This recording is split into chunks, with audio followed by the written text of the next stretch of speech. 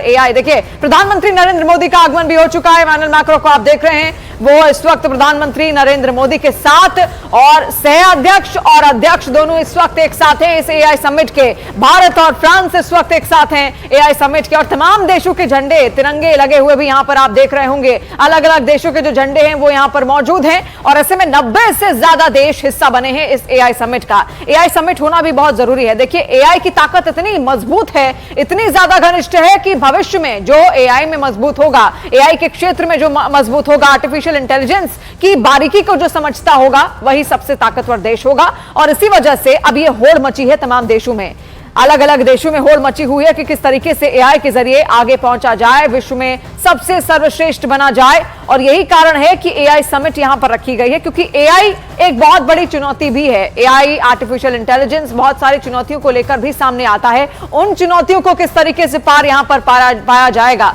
उन चुनौतियों से निपटते हुए आगे तमाम देश कैसे बढ़ेंगे और एआई को लेकर कैसे सारे देश एक साथ यहां पर जुड़े, उसको लेकर भी यहां पर बातचीत होगी। और ये तमाम जो देश और बड़े चेहरे, सीईओ अलग अलग कंपनीज के आप इस वक्त यहां पर देख रहे हैं, इन्होंने एआई समिट में यहां पर हिस्सा लिया है। तो मोदी, प्रधानमंत्री नरेंद्र मोदी की ओर से भी आखिर एआई में यहां पर क्या मंत्र दिया जाएगा, सबकी निगाहें उस पर भी यहां पर टिकी हुई हैं। तो बहुत बड़ी तस्वीर आज से वहां से बनकर निकलेगी जब एआई पर मंत्र देते हुए प्रधानमंत्री नरेंद्र मोदी नजर आएंगे। देखिए, जब वो जहां जिस देश में गए हैं, कोई ना कोई मंत्र उनकी ओर से पूरे विश्व को दिया गया है। उस धरती से वो उस धरती का उपयोग करते हैं और वहां से पूरे विश्व तक, पूरी दुनिया तक एक संदेश पहुंचाते हैं, चाहे शांति का संदेश रहा हो। इससे पहले जब वो रूस गए थे तो वहां से भी उन्होंने कहा था कि ये युद्ध का दौर नहीं है, हमें आपस में मिलकर काम करना है। तब वो पुतिन से बातचीत कर रहे थे। एक बहुत बड़ा संदेश उस वक्त पूरी दुनिया को गया था और पूरी दुनिया कहीं ना कहीं इस बात पर टिकी हुई थी और भारत की तरफ उम्मीद की तरह देख रही थी कि जो युद्ध है वो केवल भारत रुकवा सकता है, मध्यस्थता भारत की ओर से की जा सकती है।